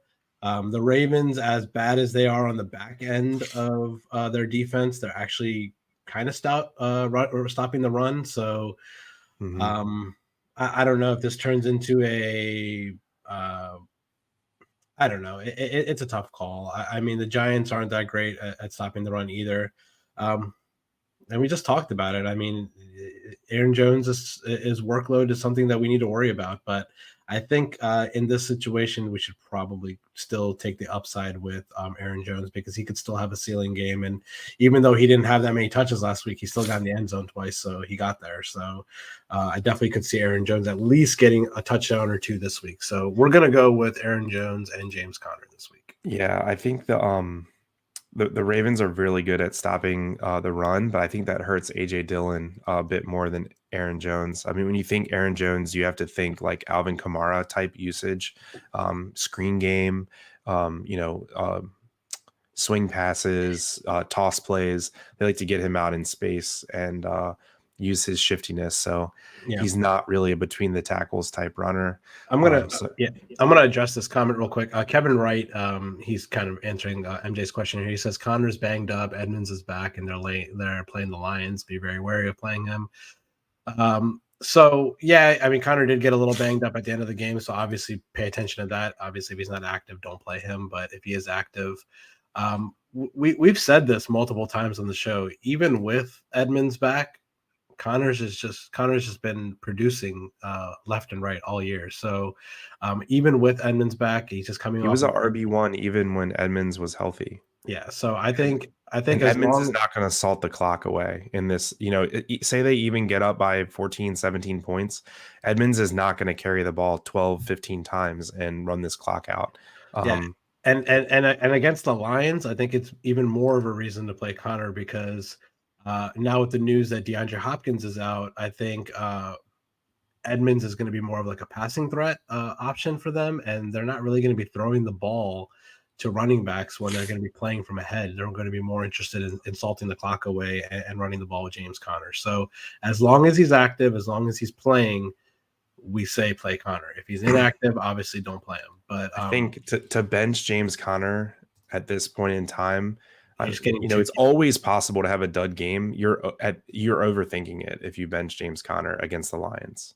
Yep. Just don't think too hard. Yep. All right. Speaking of James Conner, let's talk about this game. Rams go into Arizona as a 3-point underdog in this game, win the game outright. Play pretty damn well. They pretty much dominated this game. Cardinals had a chance to come back a couple times. I was watching this game on Monday night, and they had 4th and 1 from the 37-yard line, down 10 points. And I kept saying it in my chat. Even though you have Connor, kick the field goal, make it a 1-possession game, but they decide to run the ball. They get stopped short, and they pretty much lose the game there. A lot of good fantasy numbers to go around in this game. DeAndre Hopkins got a little banged up, and now he's out for the regular season. He might be back in time for the playoffs, but if you have DeAndre Hopkins in the fantasy playoffs, sorry for you because you will not be able to get to use him. So Chris, I'm going to let you talk about this game, but before I do, I got to ask you. I know we've shitted on him all year, but I mean, Odell, is he back? I mean, he actually looks pretty good in this offense. I know, man. It pains me to see how good he looks. I mean, was he really that unhappy in Cleveland that he just didn't play hard? I mean, what's going on? I mean, well, I think we know the answer to that question. It's not him playing hard. It's how bad Baker Mayfield is. Yeah, that's true. That's very true. Yeah, Beckham got his again. Van Jefferson, big play machine. He's so fun to watch play. Guy gets loose for a 50-yard touchdown like every week. Yeah. But yeah, Stafford got all 3 of his main wide receivers in the end zone. Big takeaway for me is Sony Michelle actually looks pretty decent at football. So if Henderson's out again this week, Sony Michelle has a pretty smash matchup against Seattle this week. So definitely like Sony Michelle if Henderson's out, and also like Henderson if Henderson is in. So I like whatever running back is going to play there for the Rams this week against. He led the league last week in snaps. 97%. Sony Michelle, 97% of the team snaps last week. Workhorse running back. Yeah, he's a smash play. If Henderson doesn't play, but the thing is that when Henderson does play, Henderson's that guy, not Sony Michelle. Yeah, I like whatever one plays. Yeah. So back to the Cardinals. Yeah, James Conner. We were talking about him as a sell high early in the year. I mean, I think most people with a brain and eyes was saying he was a good sell high because he kept getting 7-8 carries and 2 of them will be touchdowns. But with Edmonds out, at the last month, they just use him so much in the passing game. Here's a useless stat. James Conner's leading the league in one-hand catches. That catch he made was amazing. Did you see it? That's 2 weeks in a row. He had an amazing catch, one-handed. But I don't know, man. I'm like changing my opinion on James Conner because when he was on the Steelers, I never viewed him as this type of running back. I always thought he was like, I don't know. So I know this is going to sound weird, but is it me or is it weird that he changed his number to 6 and he looks bigger? Dude, he looks huge. I know he never looked this big in Pittsburgh. He had his normal, I forgot number he wasn't in Pittsburgh, but like a normal running back number. But now he looks like he got a single digit number on his jersey. He looks lean. He looks big. I don't know if it's the jersey number or what it is, but he got big. Yeah, I mean, it might be his diet or his workout regimen, but my God, like he's a specimen. He's a big boy, and he looks very smooth in the passing game. I know he had a 1-year deal with Arizona this year for relatively cheap money. It was like $1.25 million or something like that for 1 year. I think it's almost guaranteed that he's going to get. What do you think in the offseason? Like a 2-year, $18 million deal, 2-year, $15 million deal, something like that. I mean, he's definitely earned it With Buffalo. Hey, that'd be outstanding, right? I think that'd be a great fit for them. Especially if they use him like the way the Cardinals use him, which they could. Why not? Absolutely. I mean, I think that's an absolutely perfect idea. I mean, we'll see what they do in the draft. But yeah, I mean, or I could see him re-signing there in Arizona. They don't really have a young guy waiting to take the reins there. I mean, Benjamin was a late round, 7th round draft pick, and Chase Edmonds is a James White type back. Yeah. Okay. So we got to address the Hopkins news, him being out for the rest of the season. We going back to AJ Green, Christian Kirk, Rondell Moore. Who's your guy? So, pretty much all year I've been waiting for the Rondell Moore breakout, but I think I'm off it. Like, I'm just going to completely change my tone on that. He's only had like a handful of targets that weren't screen passes or handoffs or, like bubble screens or quick slants or something. He's just not getting the ball down the field. So I just feel like all of his plays are by design. So they're really only designing him, 4, 5, 6 plays a game.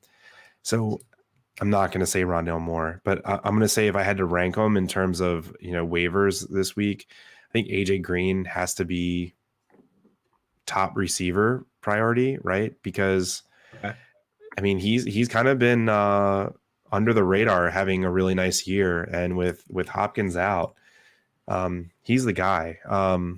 I like Kirk too, so I would say Green and Kirk, with Green being my favorite, and Rondell Moore.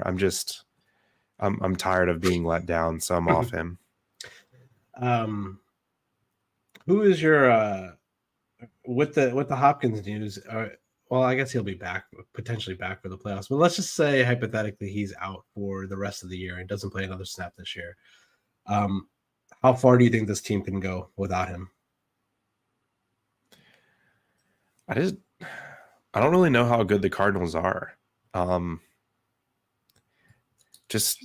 know the weird thing about them is they play better on the road than they do at home. I don't get that. Yeah, it's been pretty consistently this year, right? Don't they have a better road record? Not only do they have a better road record, they're undefeated on the road. Oh yeah, there you go. With the majority of those wins being double-digit point wins. I don't get it. Yeah, man. Like, okay, so in a neutral field, are you, even though they have the Cardinals probably have the second best record in the NFC? Yeah, they're number 2 behind the Packers. I think they have the same record as the Bucs. Are you confident that in a neutral field they could beat the Rams or the 49ers, more than 5 out of 10 times? No. I don't understand. I don't know what's so great about them. Their defense started hot at the beginning of the year, and Kyler started hot. Kyler didn't really look great this game. I mean, he threw for a ton of yardage, but didn't get in the end zone, threw 2 interceptions. I don't know, man. They're just one of those teams. I just don't know. I don't know what their identity is. I just don't. There's something about them that just seems off to me. Like in a neutral field, like if I'm betting my life on it or a large amount of money, I'm taking the Rams to beat them every time. I just feel like they have better coaching, just a more solid team. Even though they've been so good on the road, I just cannot see them going into Green Bay or Tampa in the playoffs and winning that game. I just can't see it. Because it's not going to happen. Well, it might. You never know with the NFL, but yeah, I know. I just like if I mean, Hopkins doesn't make that difference on the line, but like on the spread. But like if they go, let's just say they play Green Bay and Green Bay. What's the line in that game? Green Bay minus 4.5. 4.5. Yeah. Yeah. I like Green Bay in that spot if that actually happens. All right. Probably the same with the Bucks. I mean, yeah. I don't know. Maybe I'm not giving them enough credit because, if they somehow win this game, they have a dominating lead in that division and they're going to win it, walking away. Yeah. So I don't know, but there's just kind of been something all year that just hasn't sat right with me in the Cardinals. Like I just can't figure them out. I agree. You want to talk to me about the Rams receivers? Yeah, I mean, Cup's the GOAT. I don't know. If you had to ask me who I would start, Beckham or Van Jefferson, I feel like I would say Van Jefferson just because I'm a hater on Beckham, but I would go Van Jefferson regardless. He's wide receiver 29 on the year, so it's pretty impressive, but definitely something to be said about how Odell's kind of revitalized his career here. Maybe playing himself into a contract. I thought it was pretty cool on Monday night that Van Jefferson was playing against his dad, who's the wide receivers coach for the Cardinals. Oh, I didn't even realize that. Yeah, they talked about it a few times during the broadcast, but they're like, "Oh, Van Jefferson just scored this touchdown. Like, how do you react as his dad on the opposite sideline? Like, you're like, God damn it!" But oh, that's my son that just scored. Yeah, but yeah, but he's good. Where did he come from? I don't even remember where he went to college. He's a rookie, right? Van Jefferson? No, second year player. Second year? Van Jefferson. I don't know.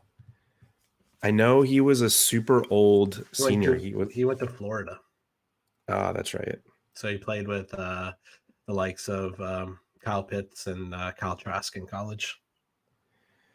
Yeah, he was a really old he was a really old rookie. Yeah. I remember the dynasty like people were really split on him because let me see. Yeah, he's 25 and a half years old. Yeah. Oh, wow. He's pretty old. As a second year player. It's kind of like Terry McLaurin. Terry McLaurin was really old when he was a rookie too. Okay. We're almost approaching the 2-hour mark. We're at 1 hour and 40 minutes in the show, so we're going to get into waivers. There's not much to talk about here in the waivers, but we'll get into it for a little bit. And then we're going to wrap up the show. So if you have any more questions, please leave them in the chat. We probably got another 10, 15 minutes to go. Please, if you have any questions, leave them here. This is your last chance to ask them before we sign off. So let's just talk about waivers real quick. I don't know. Do you want to talk about QB streams? I mean, if you're in the playoffs, I mean, are you really streaming QBs at this point, or I mean, what do you want to talk about? I mean, I guess if you have a bye, you're probably not worrying about it. But if you were 5-6 seed, you might have to worry about this. So I have 3 names for this week. I don't really like one of them better than the other. But my 3 are Tua at home against the Jets, Jimmy G at home against the Falcons, and Justin Fields against Minnesota. I like all 3 of those. I'm going to throw one more name for you, and I don't want you to laugh, but Davis Mills against Jacksonville. He didn't look bad. He didn't look bad last week. I think he threw for 300 yards and a touchdown against Seattle. Like we said, it sounds like he might be auditioning to be the starting quarterback next year. Obviously, they're going to roll him out for the rest of this year. So I don't hate it if you're in a pinch. I know we were making fun of it last week when the guy traded for it on our show. But against the Jaguars, who look absolutely terrible, I don't think it's the worst play in the world. Yeah, in a 2 QB league, I think it's fine in 2 QB. Yeah, it's fine as a QB2 and 2 QB. A 1 QB league, I don't think I could get there just because I think I'm able to get Fields or Jimmy G, and I'm going to do that just because their matchups are just great Yeah, and they're at home. if they're available, yeah, Yeah. absolutely. Speaking of 2 QB leagues, if you win this week, me and you play next week in our 2 QB league in the semis. Oh, and not in the dynasty league, in the regular league, In the 2 QB Teak league, yeah. Oh, nice. Yeah. Let's go. We played each other this past week. It was a meaningless game, but I still won that game by like 5 or 10 points. Oh yeah, I had Kyler. Yeah. Oh, dude, it wasn't meaningless for me. I think I could have got a bye. Could you really? I think so. Oh well, I had a bye secured regardless. It was meaningless for me, so I wasn't really paying attention. But I thought it was meaningless. Dude, I had the weirdest Monday Night Football because I have Kyler in 3 leagues, and I played against Kyler in 2 leagues, and like almost all the matchups came down to like, I could win. So it basically, he scored the exact amount of points where like I don't think I won any of them. Like like in the ones where I needed him to dud out, he didn't quite dud out enough.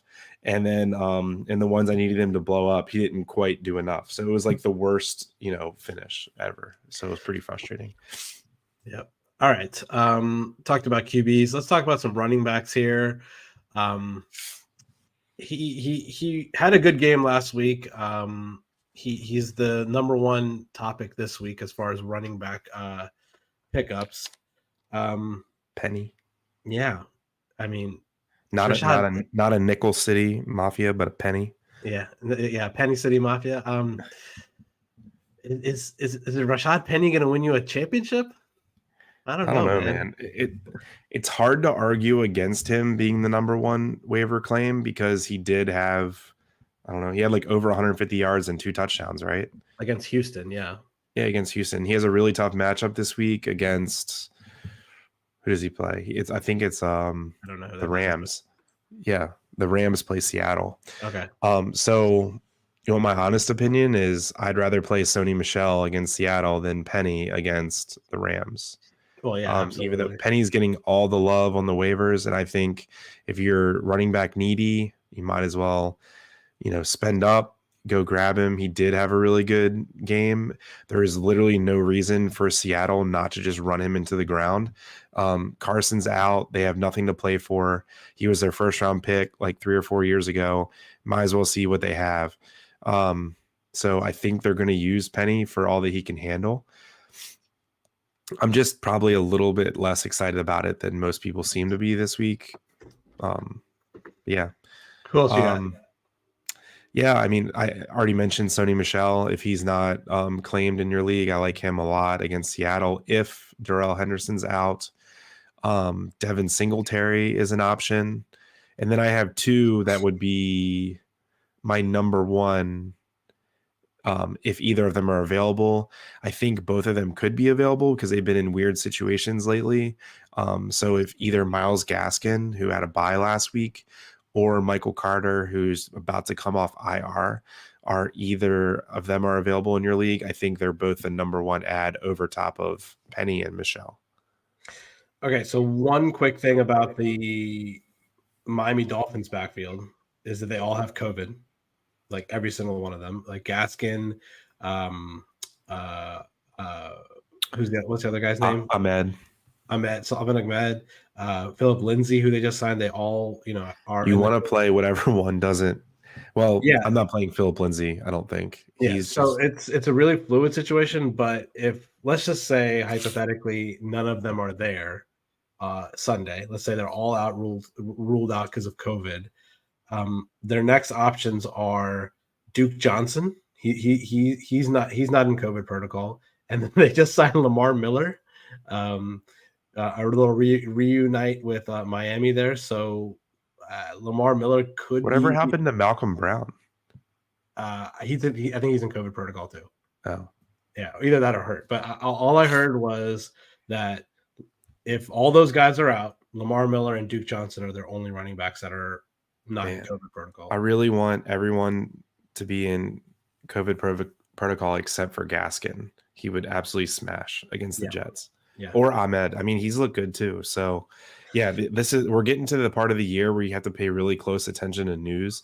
Yeah. And if you can get Gaskin or Ahmed, and they're going to be the only one, I don't care about Duke Johnson or Lamar Miller. If they're the only regular running back that's dressing, I don't know. I'm about to say something stupid. I'm about to say something stupid, but you'd probably start them over.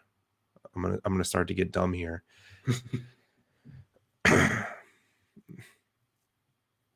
James Robinson. James Robinson sucks. Dude, what's up with him and Urban Meyer? Are they having a beef or something like that? I mean, that's a whole different situation. Did you see the story about Urban Meyer today? Yeah. Did you see that? Mm-hmm. How he kicked Josh Lambo at practice? He's 100% not going to be an NFL coach after this year. Nah, he's gone. But yeah, I'm gonna be I'm starting Gaskin or Ahmed over Miles Sanders, Devin Singletary, Rashad Penny, AJ Dillon, Devonta Freeman, absolutely, James Robinson. He's probably in the same conversation as like Sony Michelle, Darrell Henderson range. Yep. So like we said, I got a good one. I got a good one for you. Okay, every running back's out. Gaskin plays. Gaskin or Zeke? I think you still have to roll out Zeke if that's what it's you're close though, right? I think you have to think about it for a second, but basically our point is here that is pay attention to the Dolphins news. I mean, if Gaskin is available, pick him up because we don't really know what the COVID situation is with them, but their whole running back room got COVID. So they obviously have to test negative a couple times before Sunday before they can clear to play. They are coming off of a bye, so they are well rested. So they're playing the Jets in a smash spot. So pay attention. If you have a situation where you know that there's going to be like one running back that's dressing for them, even if it's Lamar Miller and you need like a pinch situation in the flex, not the worst start in the world against the lowly Jets. So just pay attention to that. Obviously, Gaskin is our main target there if he's available. So say they all stay on COVID protocol. Kevin in the chat said Malcolm Brown's coming off IR this week, so he was hurt. I think he's not on COVID. We talked up Malcolm Brown preseason. You did. I did. Yeah. Man, I don't know. I have this weird suspicion that one of these Dolphins backs is going off this week. It's definitely possible. I feel it in my bones. Yeah. Do you have any other names? Boston Scott, if Miles Sanders doesn't play. I think Sanders is in. Sanders is in. Okay. Yeah. Do we want to waste our breath here about the Texans backfield? I picked up Royce Freeman in a league you and I are together because I have DeAndre Swift, and it's, that league's pretty thin on the waiver wire, and I don't know what DeAndre Swift's going to do. So I picked up Royce Freeman. So then I have the ability to play either Royce Freeman or AJ Dillon if Swift sits. Yeah. I just wanted an option between two players. Is it Royce Freeman?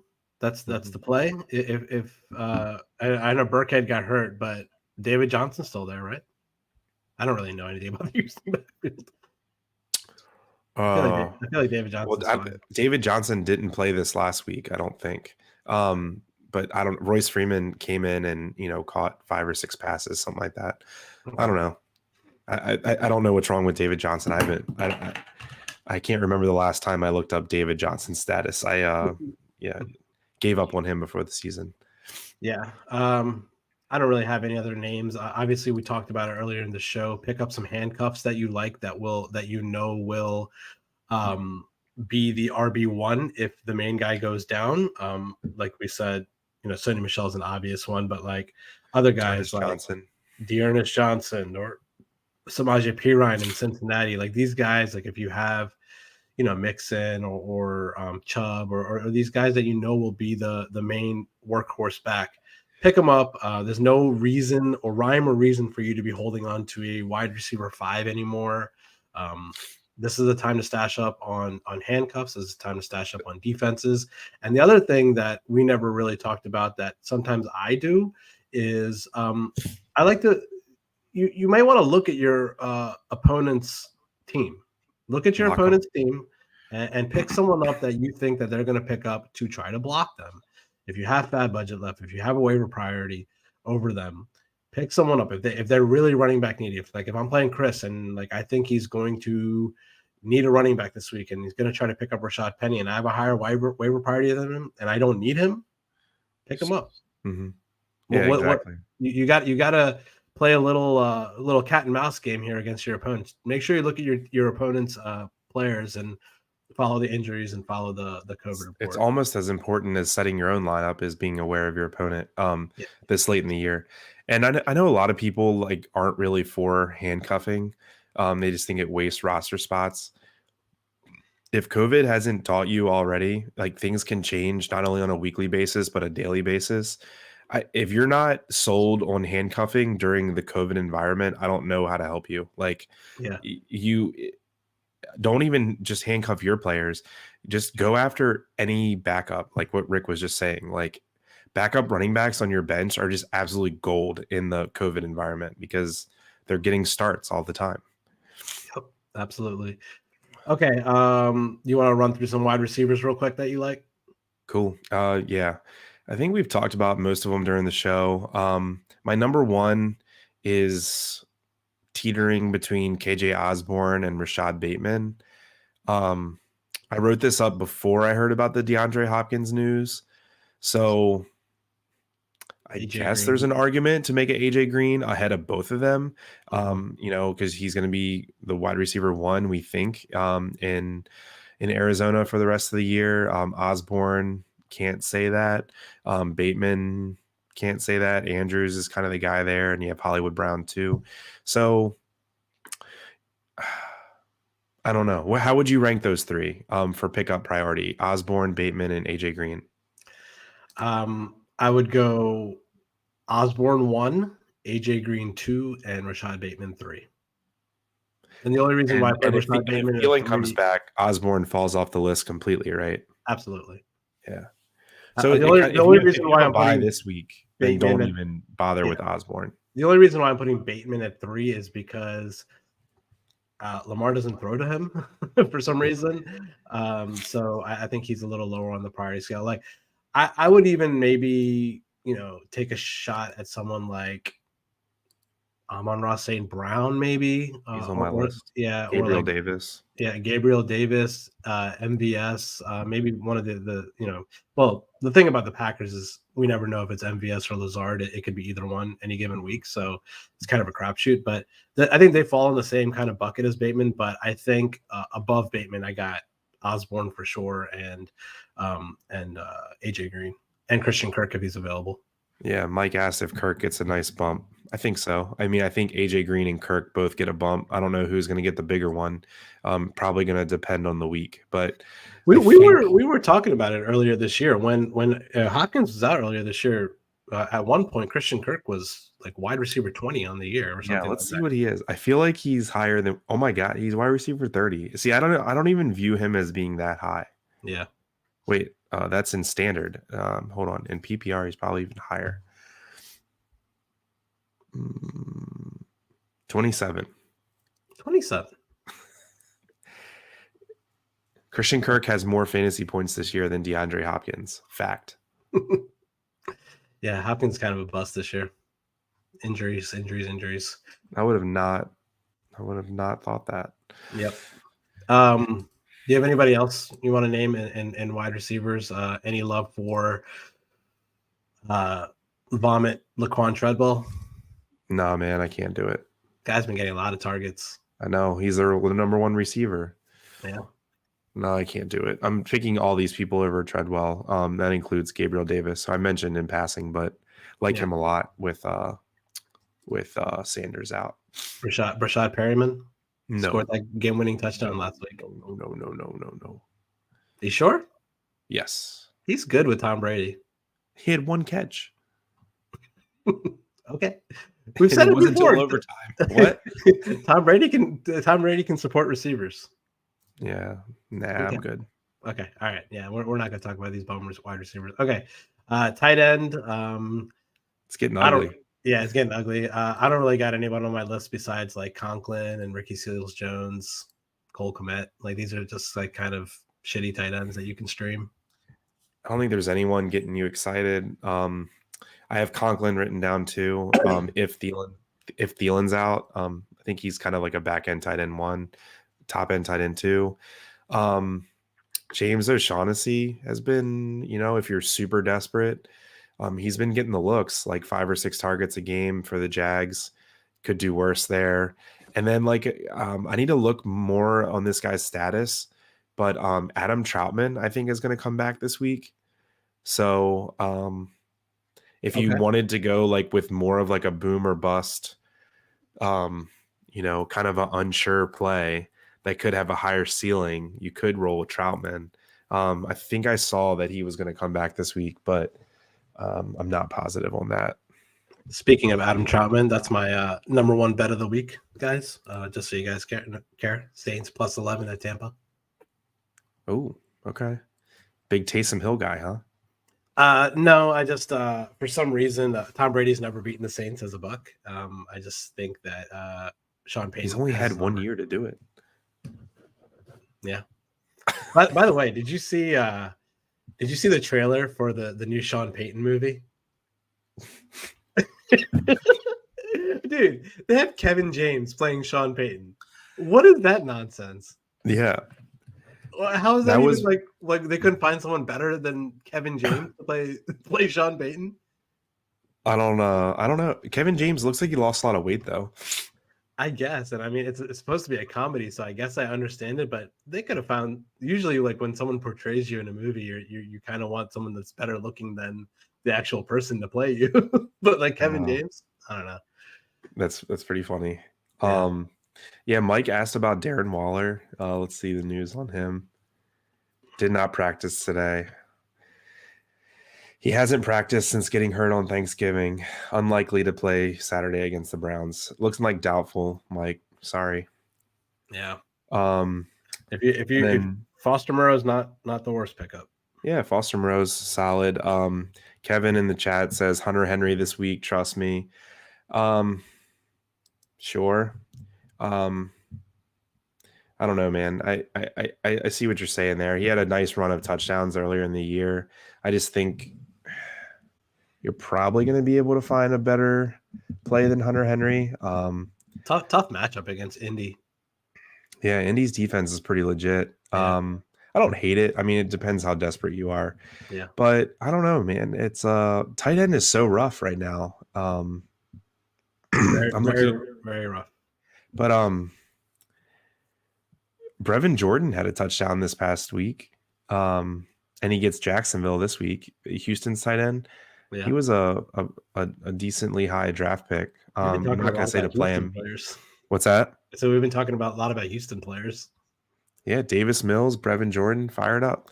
Yeah. No, but I actually was I have a lot of leagues where I attempted to stream tight ends and it's going terribly. So, but I'm in the playoffs and I was looking at Brevin Jordan. But he just doesn't get the snaps to make me feel confident enough. He's getting 30-40% of the snaps. So, yeah, not on Brevin Jordan, not quite yet. Okay. All right. Enough of tight ends. Talk to me about some defenses, and then we're going to wrap up the show. So if you have any more last minute questions, get them in right now. Yeah. My favorite defense of the week, I think it's everyone's favorite, is the Dolphins at home. The Dolphins have just been crushing lately. Not my favorite defense of the week. I'm going to try to guess yours. Mine's pretty easy. I got Cowboys. No, San Francisco. Okay. I love them at home this week against Atlanta. Yeah, that's a good play. My three favorite are Dolphins, Cowboys. Hard to hate on the Cardinals, but I also really like the Eagles at home, coming off a bye against Taylor Heineke and the football team. Yeah, love that matchup. Mm-hmm. Yep. So big on the Eagles. Oddly enough, I said it last week. I'm going to say it again this week. I think you play defenses against the Ravens. Packers are not a bad play this week. Yep. Lamar, has, I believe, taken more sacks than anyone in the NFL. So yeah, it's the Ravens are going to score points, but you're going to get turnovers, you're going to get sacks. So like the Packers too. Real quick, week 16, if you're looking a little bit ahead in the playoffs, a couple names that I'm gonna just throw out there. Seahawks versus the Bears, Saints versus the Dolphins. I like the 49ers against the Titans. Those are some names. Falcons play the Lions that week. Falcons defense isn't the worst in the world, but they are still the Falcons defense. So just if you're looking ahead, but my number one defense for the fantasy playoffs is the 49ers. They have Atlanta, and then they have Tennessee, who's not that great on offense right now, and then they have Houston in week 17. So that's my number one. So I have one more defense that I think is really good. The Chiefs, their matchups aren't great. You need to look at their game logs. They are absolutely white hot right now. Ever since getting Chris Jones back, they are just absolutely in COVID protocol, by the way. Yeah, he's going to miss this week, and I'm not going to play the Chiefs this week because they play the Chargers. Yeah. But next week, the Chiefs play Pittsburgh at home. And I was looking like you were at the week 16 defensive matchups. Yeah. Just because I have a lot of buys this week in my games. And there's really not a lot of like really smash spots for defenses in week 16, in my opinion. Yeah. There's some decent ones, but I was having a hard time finding much better one than Kansas City, who's hot at home playing the Steelers. Kansas City's probably going to be like a 6-point favorite. And they're just getting turnovers nonstop. They scored a defensive touchdown last week against the Raiders. Just love Kansas City. They did the same thing last year. They were like a sieve the whole year. And then at the end of the year, when the weather gets cold, they just turn it on. They force turnovers. They get sacks. So it's not a popular name, but if you look at how they produced over the last month, love Kansas City. I agree. Mr. Kevin Wright in the chat, if you would like to bet the Pats against me, please slide into my DMs because I like to on Saturday. Damn, Rick, you slid to my side. I've been with Colts all year. You're going to bet on Carson Wentz? Yeah, I like the Colts. I mean, the Pats. What's the line on that game? Are they home dogs? What do you think the line is in that game? Just curious. Wait, all right. So I haven't looked at any lines this week. Just I feel like the line is going to be like Pats -3, which would make me want to bet the Colts really bad.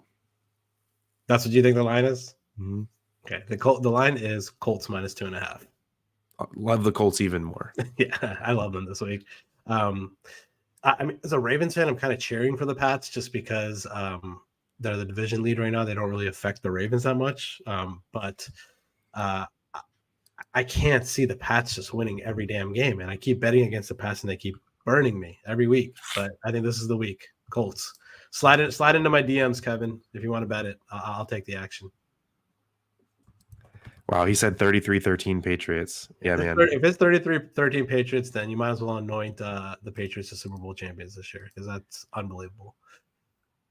Yep, I'm probably higher on the Colts than anyone in the world. I think you said Colts off of a bye. You know the Pats are off of a bye too, right? I know.